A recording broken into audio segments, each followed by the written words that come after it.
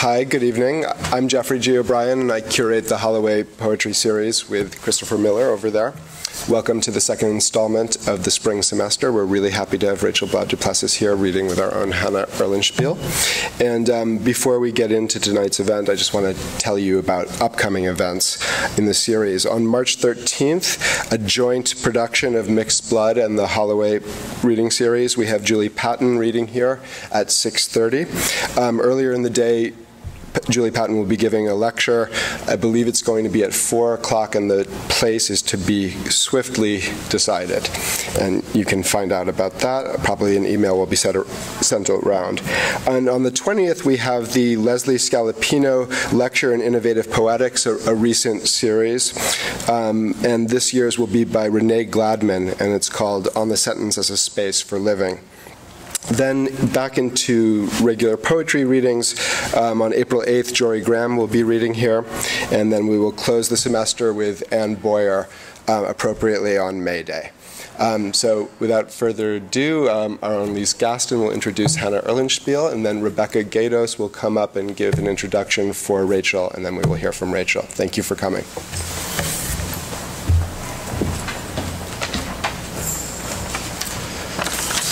Hello. It is my very great pleasure to introduce Hannah Ehrlinspiel. Hannah is a first-year graduate student in the English department, and I've been fortunate to get to know her and to admire her insightful, playful, and intimidatingly astute mind over the course of this year. Like Hannah herself, her poetry is bright, funny, and plugged into the present moment, engaging with the world through a critical, self-aware lens, but never at the sacrifice of style. Hannah's poetry is attuned to a richness of syntax and semantic play, exuberant in sound yet finely controlled in form. This is language steeped in its own desire, thinking through ways of being, this autoerotic heft of overdose and abstinence. These poems are serious in their inquiry about how we not only see the phenomenal world, but also how and in what ways we come to speak about it. But while engaging in the theoretical, they never forget the physical. And this body in its task is bright. She comes to Berkeley from Virginia via New York. Please welcome Hannah Ehrlinspiel.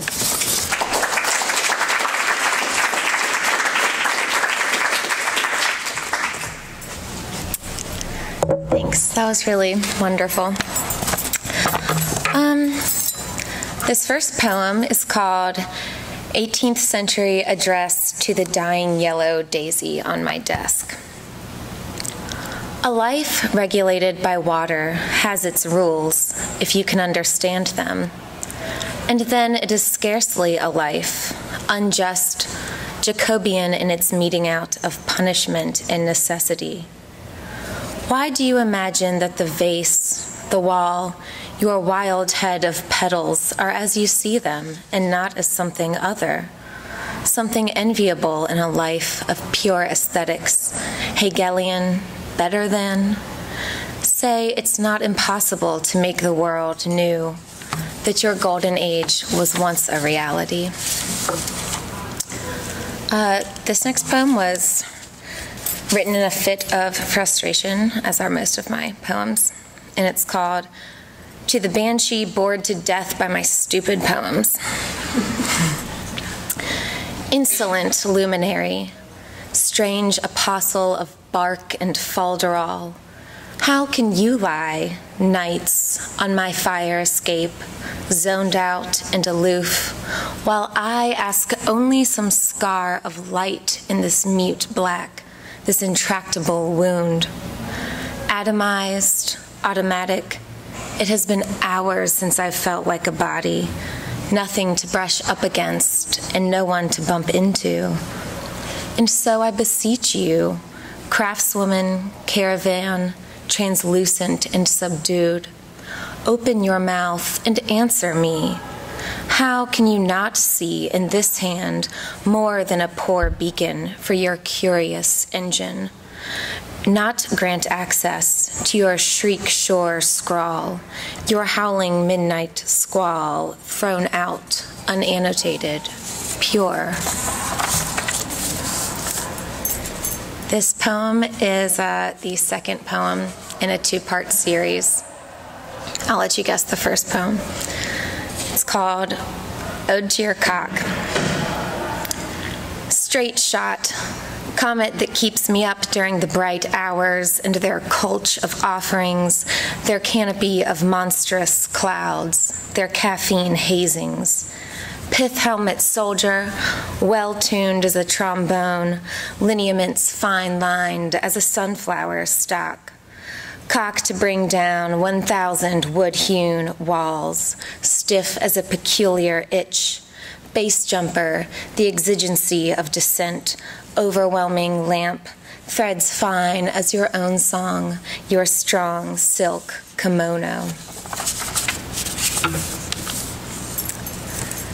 This poem's called acedia, which is a word for sort of spiritual torpor, and what Benjamin would say is kind of like foreign or anathema to the dramatic heroes of Greek antiquity.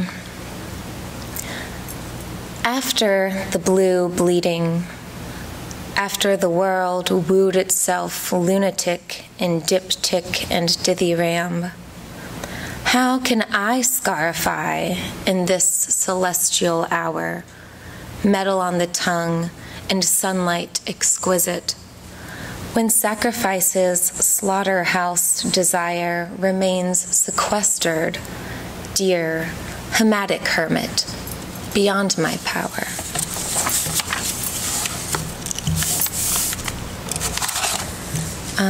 This poem is called BDSM, and it's about language. The point is to keep your clothes on. It only works because you're a fabric I can't unravel, umbilical, vaudevillian in your performance of historical fact, called back, while I so easily am dissembled, a cheap narrative. O carriage, make of me a grammar in your sublime missive. Make me love's ass, crass and ridiculous in my adorations, a leather gag miscreant, pistol-whipped, ruthlessly decadent. O minister, O descendant, I'm fucked flat, finished, a faded color in your merciful tapestry, hopelessly gauche, hooked up in some corner of your queer architecture, the room windowless, undisclosed. This poem is called Moth. Your alacrity amplifies the hush of tonight's conversations, has-beens, half-light of beeswax tapers, hot stars burning and already burned down. You, quivering ash, you masterpiece, who could confuse you for a mistake of light and shadow's rude mating ritual? Rush at the rising, blush at the bump of bodies bullying the air, all breath and weightless? Or some brute flash of a prehensile, post-industrial talisman, manic, irresistible, eccentric? It's not so much the using as the getting used to the body beating of wings, the you turning flesh to flush, dash, dynamo, full throttle thrush.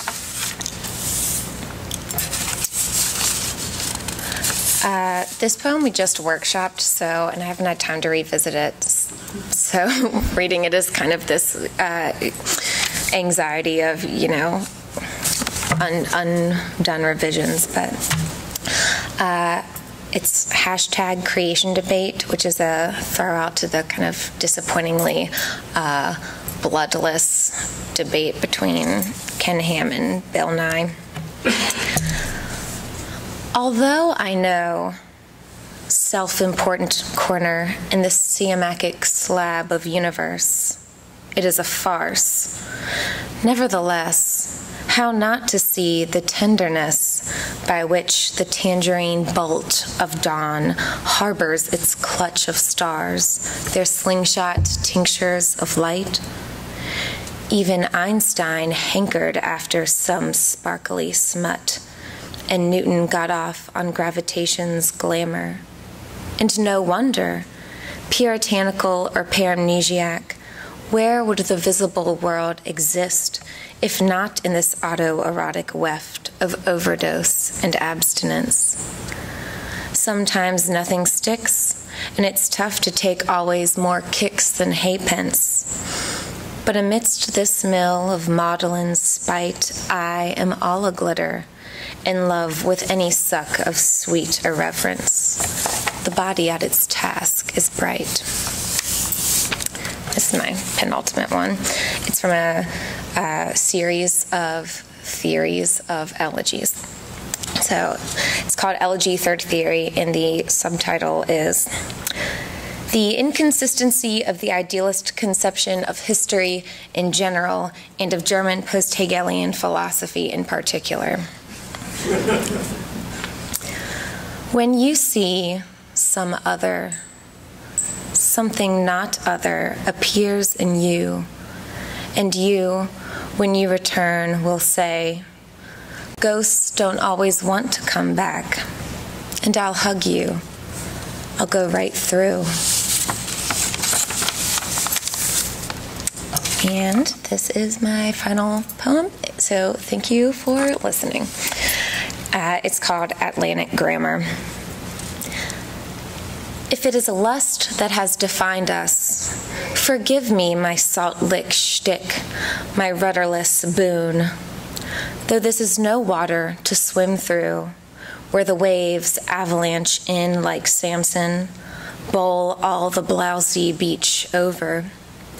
Know that this is the sedge in which I quickened, sprouted these 10 fingers, squirmed out of that saline sack. My love, though I have done my time, need sends me on all fours, slumped as a landlocked eel, hasp of oily flesh on the brine. Unwind me, sir, from your sweet spool. I feel frayed, halved at the wire, becoming but not having been. If you think this is some organized soul, think again. My love rises from the wreck like helium, a hot balloon dizzying toward your summit, with all seams split. Thank you.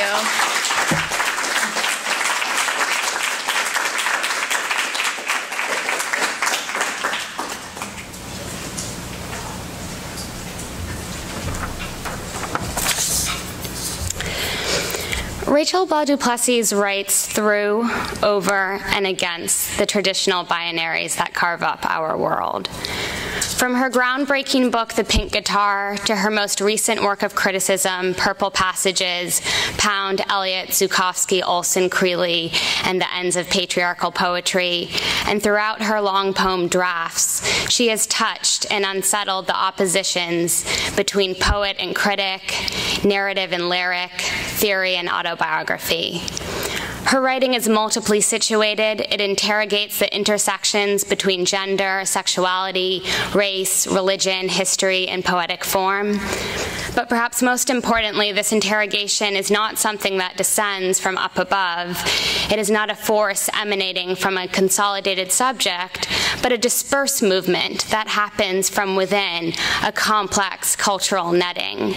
As she herself has put it, as much as I resist romantic lyric or narrative, or make critiques of their normalizing and naturalizing of gender, of causality, of trajectory, of telos, of memory, my resistance is also porous. It is riddled by holes through which leak these discourses and their histories of use, their vast influences.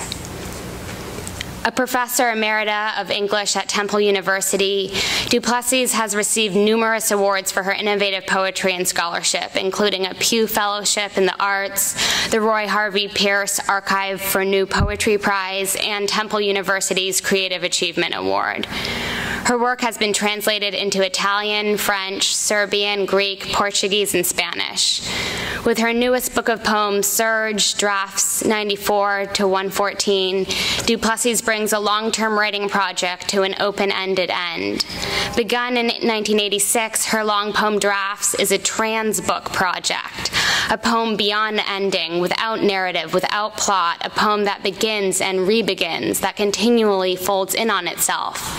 She describes the work as compelled by the illusion that the individual poems aspire to one mysterious and unreachable poem, or that all the individual poems are versions of something that can never really be completed, never fully be found, never totally be articulated. In Drafts, the unreachable whole, the whole that is both more and less than a unity, comes to us via the middle, through the cross-sections, through the junctures, and at the rough edges. In Draft 84, she writes, "The difference between sledge and land, between drinkable water and not. Who can then speak of solely one location? Who exactly lives where? How do I want then to make you understand? I won't pretend to make you anything. I want you as I am, dazed by this juncture, brought vertiginous to this edge." Please join me in welcoming Rachel Blau DuPlessis.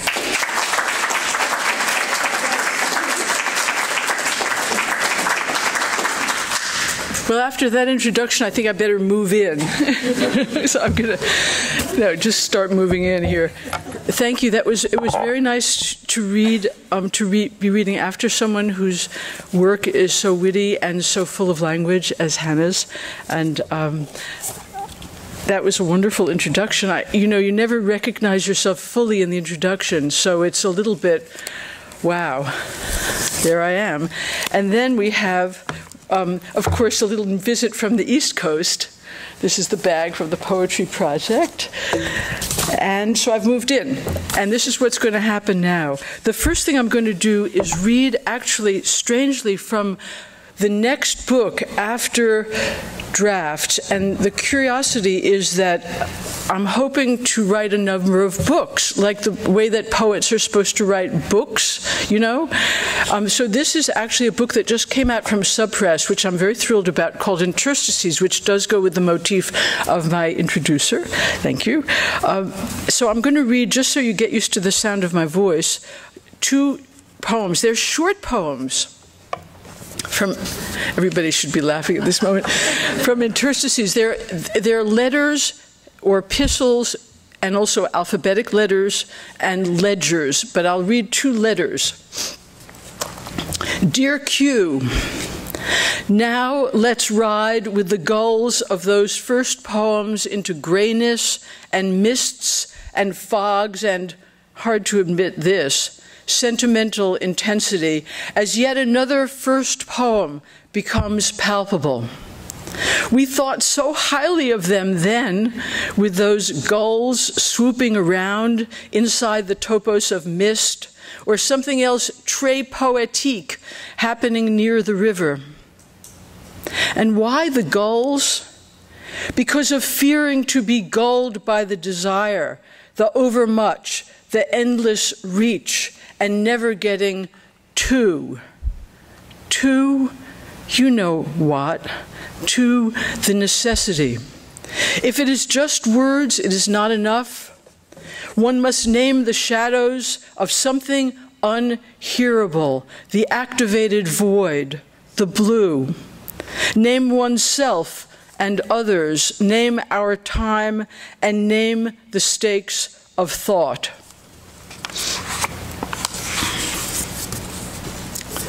Dear Jay, this really is a comic darkness of doubling shadows. I'm torn between suspicion and laughter. How do you feel? Turquoise allows individual power to surface, deflects hostile energy. Lapis lazuli, mental and spiritual cleanser, brings spiritual power, attracts etheric fluidium into physical. This list is for educational use only and is not intended to replace the services of a physician. I should hope not. What do you think work means in the phrase, "it does not work"? Baby, get real, you might say. What does it mean? There was an obituary the other day that counted the person's total minutes. General first world average is 34,790,757. Even coming in at over 34 million, it's a chilling account. It all adds up, but still, I'm afraid to calculate my stats. And someone said, I'd better live twice as long as anyone else because I'm doing things half as fast.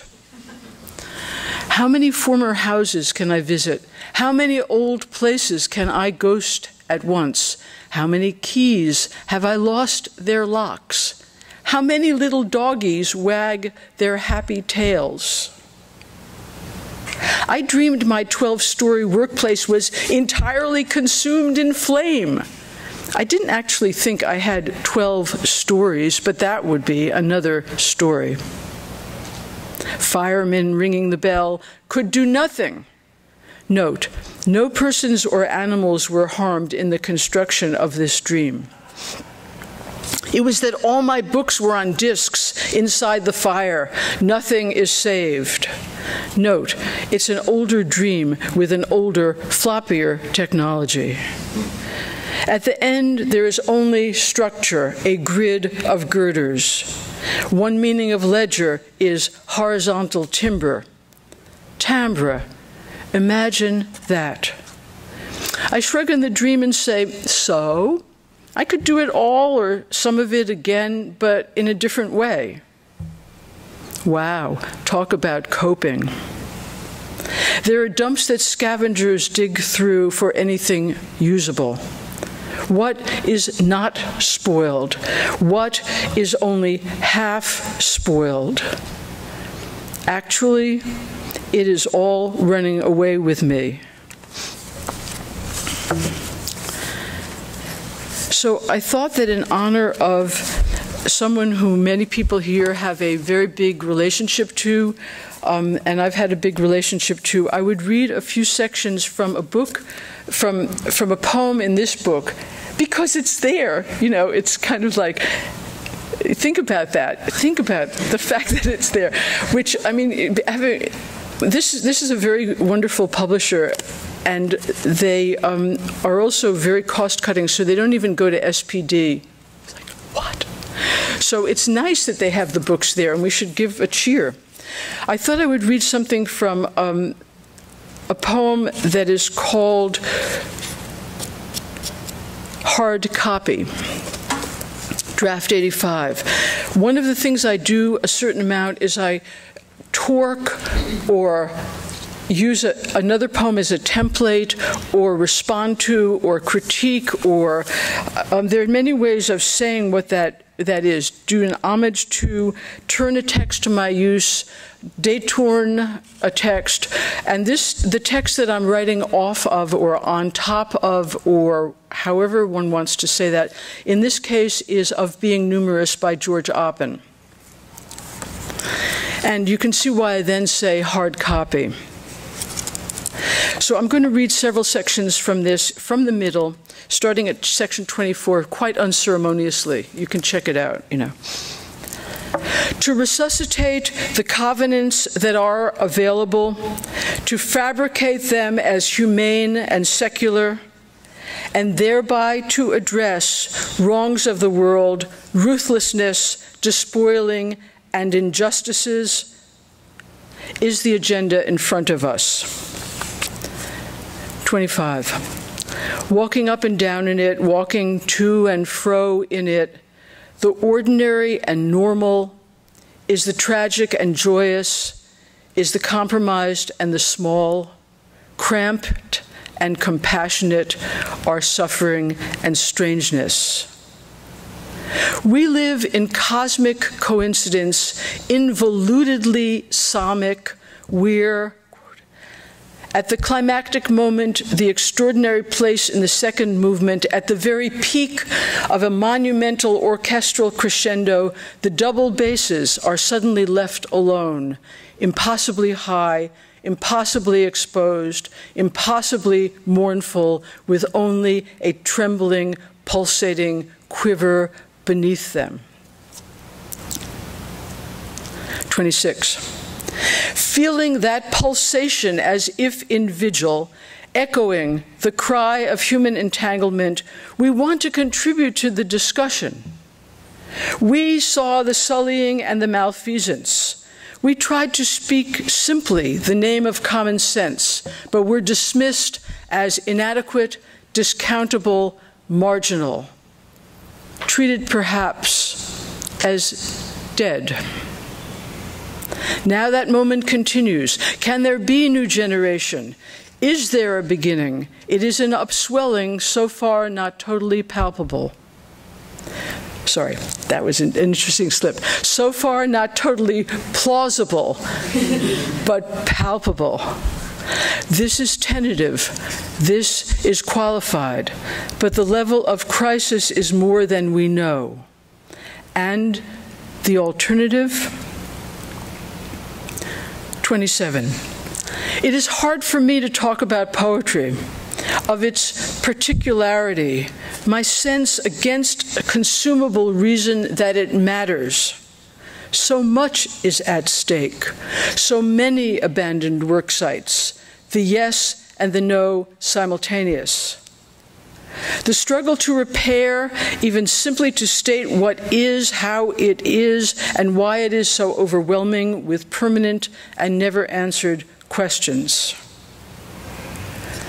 When I meet the professionals whose job it is to evaluate development, aid, impact on health, functioning infrastructures, and literacy education, who will study the uneven global distribution of illness, who want delivery of services, social accountability, changes of policy, who insist upon small articulations of new outcomes that modulate from the despoiling outcomes, who want to identify where an alteration is possible, who want to assess by firm input-output criteria the work that is done, I fall back on admiration and questions. How to make the confrontation spoken by poetry offer the force of an intervention so that one feels the whole differently, beyond one but inside one.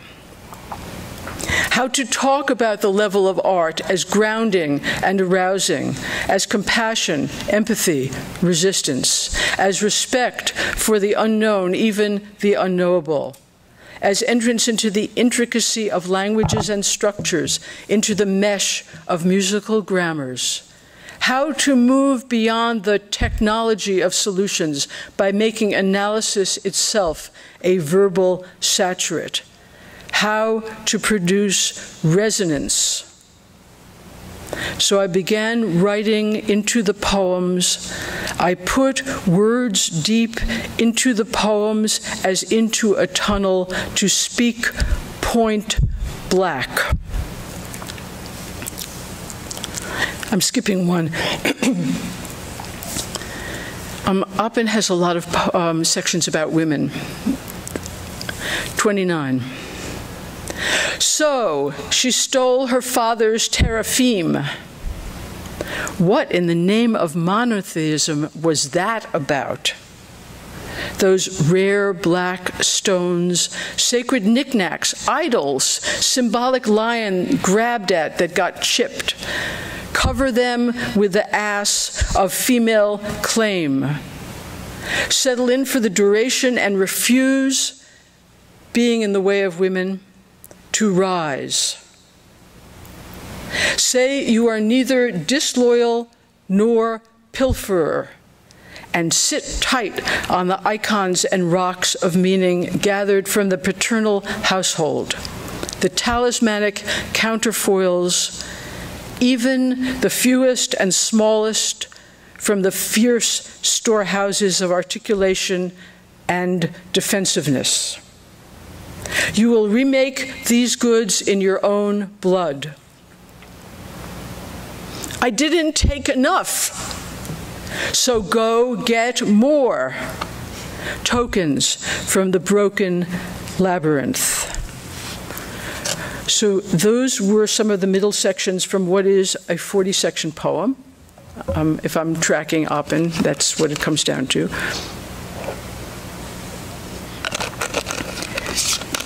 It was a hard copy. I would like to continue that motif and pay a little homage to my friends in the language movement by reading part of another poem that is written on top of a poem. After a couple of years of recent life, for example, Fukushima, the tsunami, the meltdown in the nuclear power plant in Japan, which is not just unsolved, but truly astonishingly frightening. The earthquake in Haiti, several tornadoes in the United States, including Katrina, the BP Gulf of Mexico oil spill, and I'm sure you all have your own examples. It became clear to me that the poem called The Wasteland was kind of an inevitable place to look. So I actually wrote a poem. It seemed very clear to me that I finally needed to do it, called that is mapped on the wasteland, which is 5 sections. I mean, you all know what the wasteland is. So this is called Draft 109 Wall Newspaper, and it's written in new sentences. I've heard of that new sentence business, and I thought it was an appropriate use of it. It also has a little bit of poetry in it, but whatever. The sections of mine are Of the Dead, Gamut, Fire Surf, By Water, and Thunderstorm Dawn. I'm going to read the section called Gamut, which, of course, the second section is the 2 women, or it's more about women than. Section 2 of Wall Newspaper, Gamut.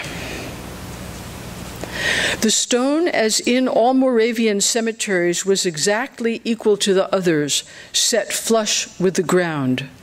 But I found it by the shells encircling her name. Chatter to fill up time on the death watch, but what to say? Student, why would God make his people suffer such great deals?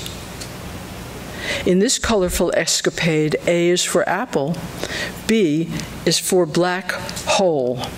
1 to 10 billion in one fell swoop. These socio-lexical sparklers, these sounds and codes pulse in saturated rhythmic segments. Makes a lot of sense. Let's rank the rambles. And together we woke, readjusted warmly, and fell back asleep. It didn't seem like a stroke of luck at the time, just like normal. Surf, intense danger, buried clots on the mud flats. Alternative life, social geographer, hobby, fencing. Are you keeping up with yourself or not? Jade is extremely refractory by its nature. K missed his mother, why he wore ambiguous clothing and his hair long like a girl's. People kept saying she about him. And there was a time when L had cropped hair, chose boys' clothing, and got harassed in ladies' rooms whenever she went to pee. Call the question. I want to bleed this over the margins of every single page. Ribbons. Green, white, violet. Give women votes. Makes a kind of sense. I feel I've barely lived my real life.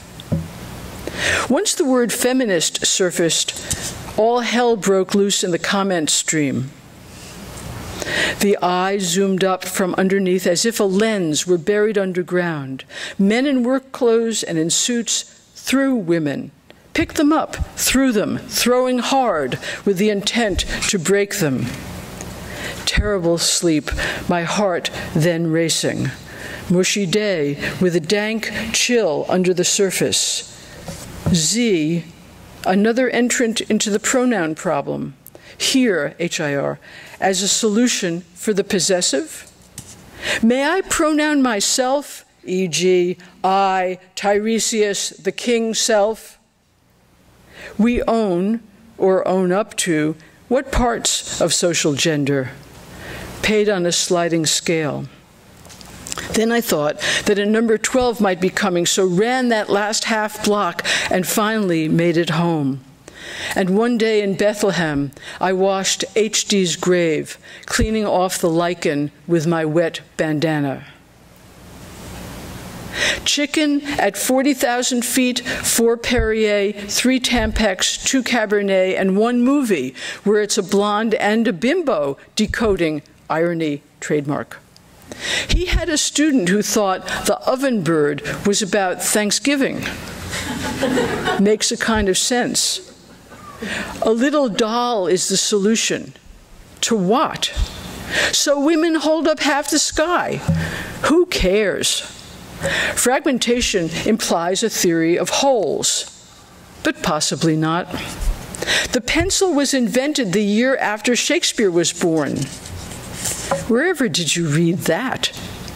The secret to cooking turkey is to turn it off quite early, letting it sit for a long while in the warm oven.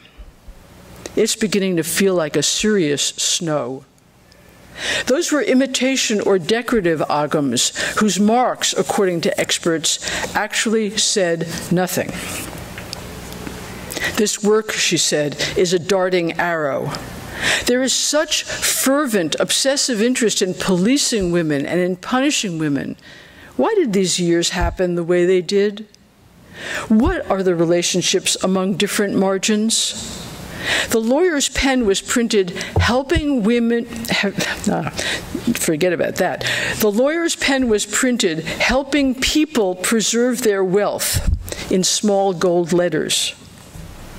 One best-selling book, what are you a writer for if you don't want one? You'd make a lot of money. Then you could do poetry or whatever you want. Alternatively, low production values, the glue showing, no set level, and the rips. De-story the book, destroy the page, but in the gaps, two-homedness, Zweiheimigkeit. Mapped in these labyrinths of terrible differences, the dilemmas of truths. Mise-en-abîmishly, she seizes the pages of discarded books, she weeding, she showing, she feeling, she seeing pages of the scarred books in which the unspeakable words never cease their subversive action, though never quickly. If not now, when? I hold my honey and I store my bread. There was an attic, and then a second door into a second attic. The airports of the living face the airports of the dead. To run before walking, that's what she wanted. The ordained woman remarked categorically, St. Paul didn't write that. But as it's canonical, now what? The generic matchbook on the sidewalk was printed, thanks. Despite the delicacy of Edelkeit, you must articulate your rascal side. T is writing on one of those lost women artists. She told me who, but I forget her name. A man and a woman get into a taxi. I lost my nice cosmetic bag in that very taxi. Everything is a thread. Ends up at 28.5 inches. This year's Philly record and the third overall. 4,181 is the 19th Fibonacci number. It's the whole 9 yards. I'd suggest the word human or the word person. She wrote a section of her piano trio for toys. They changed the instruments mid-performance and played toy violin, cello, and piano, reflectively, like bits of girlhood, thinly pinging. 20,000 blackbirds baked in the sky. Is going beyond gender through gender enough? I make action plans. I plan my own loss. Z-E, is the Sibyl in her fetid bottle. The answer to the question is delusional. I want to live again. I learned today it's older hens that lay those larger eggs. How about equality of questioning, equality of straining, of struggling? But then it is not yet equal, so act as if. Then what?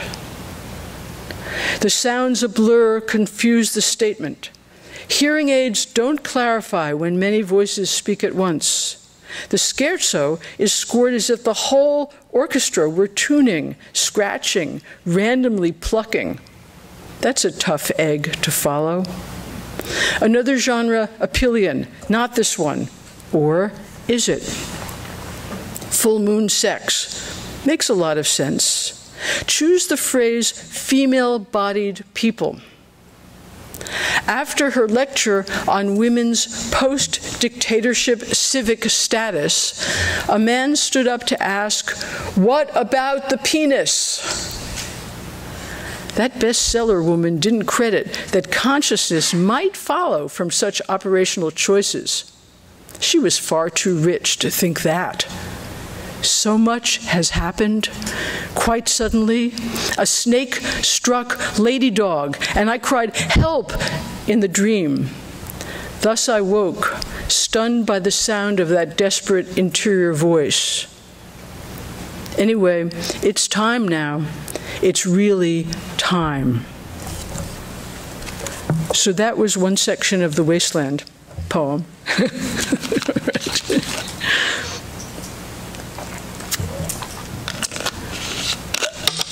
Uh-oh, now I have to bend down and pick that up. Don't you love when poets have to drink?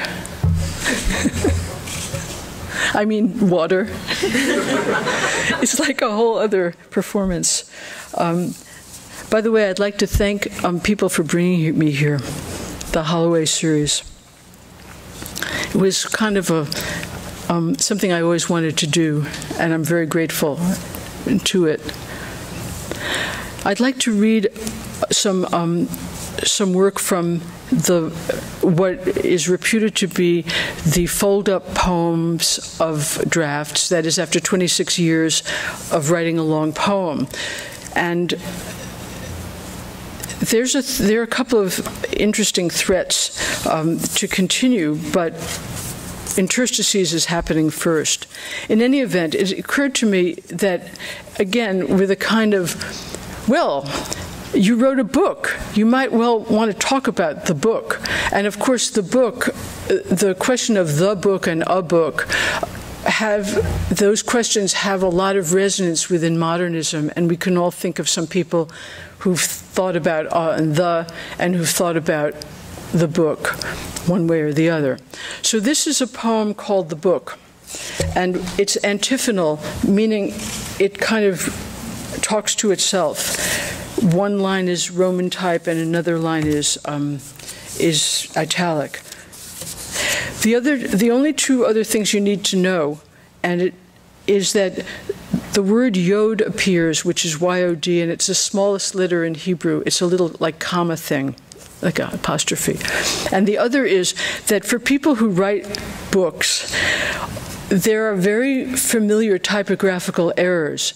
And one big favorite is when you use the word form, sometimes you can miss and spell it from. And the problem is that you'll never see it because it's too similar and you read it wrong. It's like by and my. There are other interesting ones. So at the very end, I talk about that pun or that mistake, that typographical error comes up. Draft 104, the book.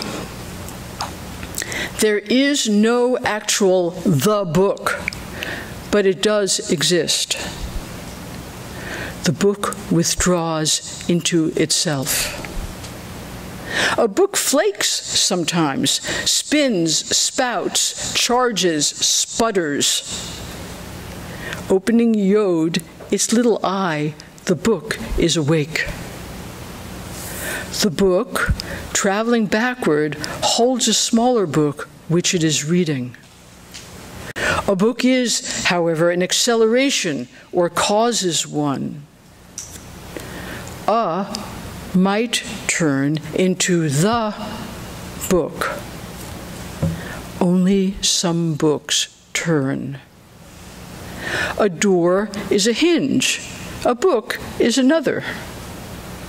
Opening a book is like tripping over a threshold. A book is one gloss of the book. Another book shines in the distance. The book is the ledger of its whole account. Every word adds up the word that never was. Sometimes in a book, even with letters properly spaced, one finds a white rift open down the page. And inside every letter is a tiny, dark book. Sometimes the book falls from your hands. You have entered into its stream. It seems to enter yours. It's about time you talked about the book when you come to think of it. One dark line down the page is not a book, but it could suggest you begin one. A book is the goal, but not just any book. The season was fruitful. There was a book ripening in the furrowed field. If you get thirsty harvesting, suck on a watermark. The book, traveling backward, holds a smaller book which it is reading. That book holds one smaller still. A is for aura, B is for book. I loved he tried to put a lemon in the book because it wouldn't fit. A book in time saves 9, but rarely. This sequence travels backward until the last thing visible is a dot. That dot is also a book. Inside the alphabet, a library. A book can be indistinct. The book is also. Foreground syntax entering the book. Decry syntax escaping the book. Write your book on the underside of another book. A real book is a stone room. You write your book, I'll write mine. A book is surely the birth of an enigma. Some book. The book hinged, open and closed, as if the letters touching read the words the text. So do not shut the open book. If A is for aura and B is for book, what is C? For 3, the rivals. A book is a cut of several colors with warp threads hanging from it. A book is a swirl of syntax written in light, spinning secularly. It is a doll book, and the book of the universe. It whispers days, this book. The house was quiet, and the book was calm. Which is the book? Which is the gloss? The of the book is a tricky concept, but one doesn't just want a. There is a big eye in the middle of the book. It does not blink first. This is it. This is the book. Yet really, don't be delusional. Finally, it is all related, but it does not cohere. A book notices. It looks out at you. It's true that this book might finish. It's true it might go on. What a book. It snarls the translucence. Full impasto ahead. The page is slowly turning black. The revulsion to a book, the attachment to the book, totally explicable. Each syllable is made of darkening lightness. Ah, the darlings. This is the from of the book, not its structure, but its from, its exodus. So that was the book, in this book. And how are we doing?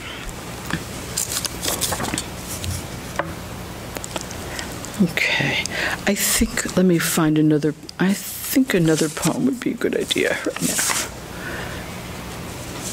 82 inch. I think I'm going to go back to this book for a second. And are we getting ready to close? Who's in charge of this? You are. Well, you know, that's a nice thing to say, but you know, who's really in charge?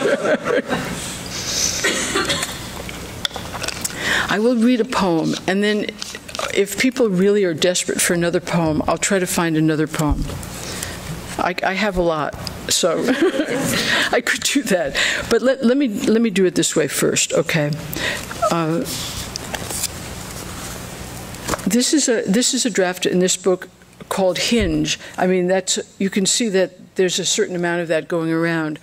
In this case, the form is like a high-bun form. There's poem and then there's prose. But the sort of trick is that there are two sections of every section, and they hinge, so that lines repeat at the beginning and then they kind of open like that. So you'll hear the lines repeat. There are 5 separate sections, and you'll hear it so that it's poetry and then prose and so on. Okay, I think that's all you need to know. Yeah, it's all right. You don't need to know anything more. Right. Draft 82, Hinge. 1. The book is a mine of intersections, margins. Its inner edges pun on hinge. The book subsists by spurt and overlap, link and lack, subject and answer, declaration and perversity. Hinges are cunning, pegs allowing circulation through notches. A book hinges. It holds the doors in place so they may open. Like the page, a cool mist slides down the mountain. The book is a mine of intersections, statements. Thickness implies the combustible. Sparks catch flame and burn out words. The fire of the book can even scorch itself. We stand bewildered before our own destiny. Perhaps there should be no more poems, only acts of writing. There would be no more books, but transfer points, no finished pages, simply work sites. There would be no more honors, because these mainly police, with all the force of convention, any useful blunder art might make. There would be questions, and thereupon other questions. There would be no illusion of instrumental uses, and no rhetorics dibbling in frill or decor. There would be no worship. Oh, it would be austere and demanding. Oh, it would be infinitely interpretable.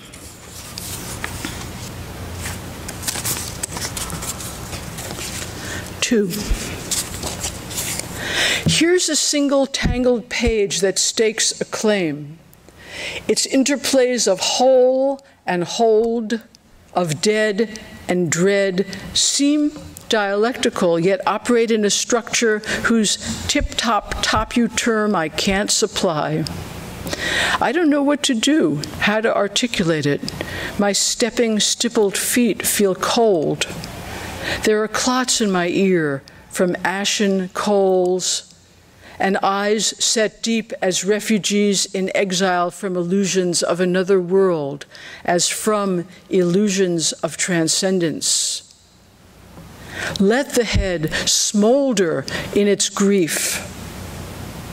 But they were only illusions.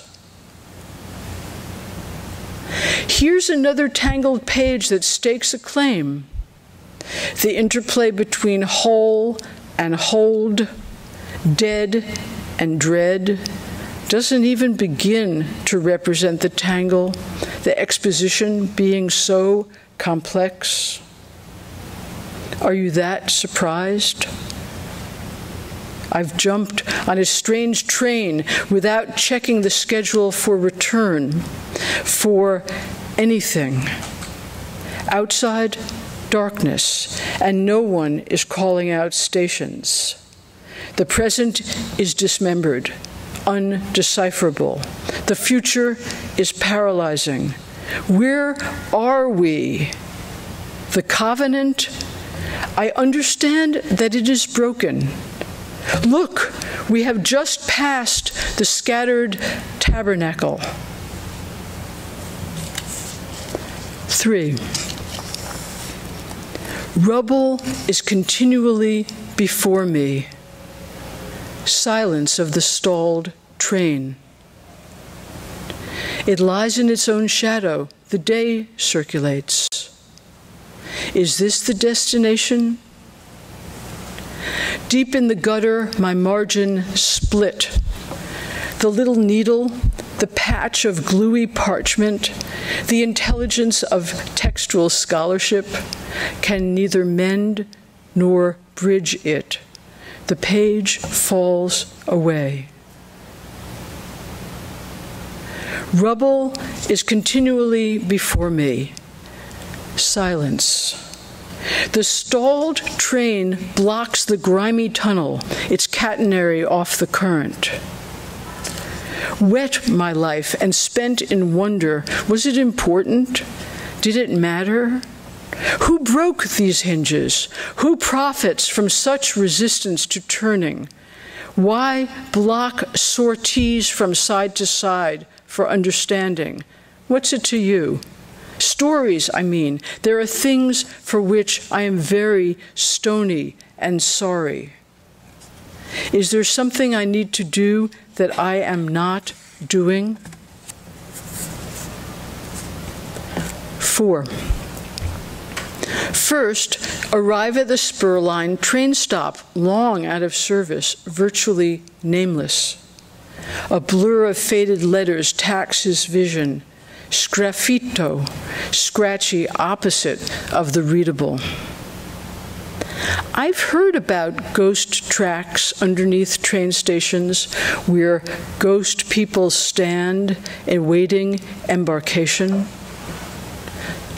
Ston, Vil, Tola, Ash, half-word gaps get released from storehouses of half-effaced maps. First, arrive at the spur line train stop, long out of service, yet expect to be met, to get picked up.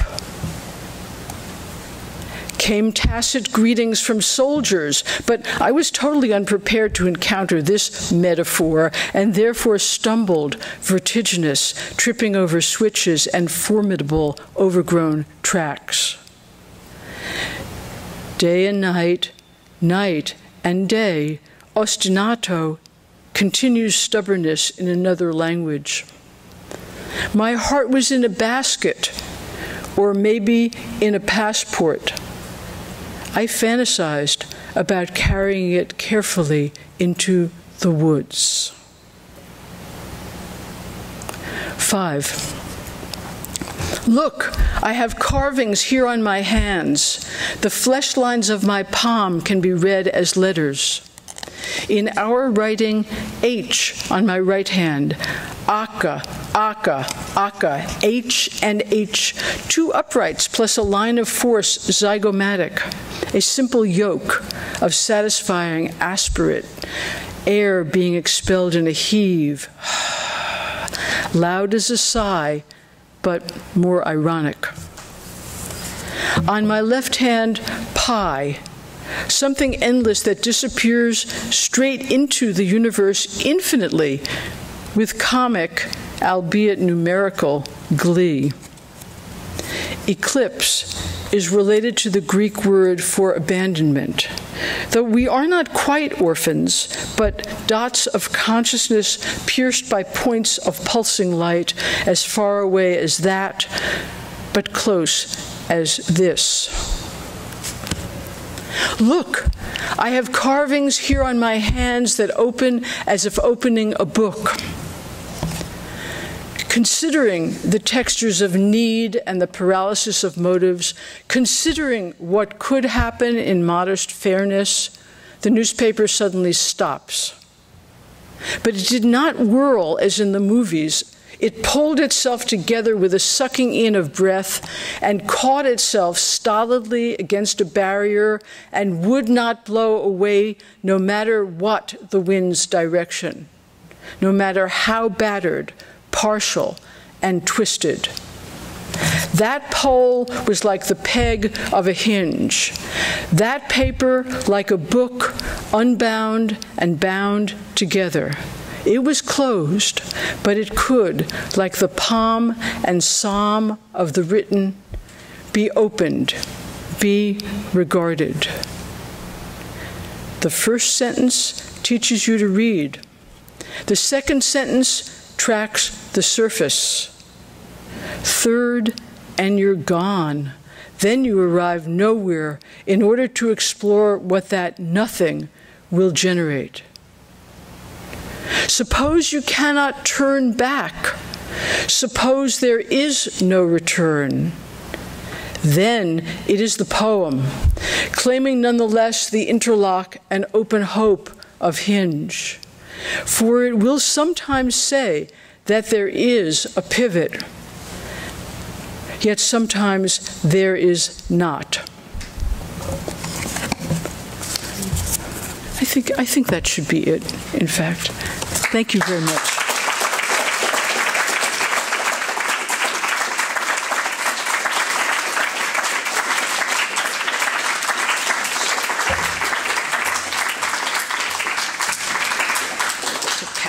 So go buy some books from whomever is selling them. Yeah, go look at the books.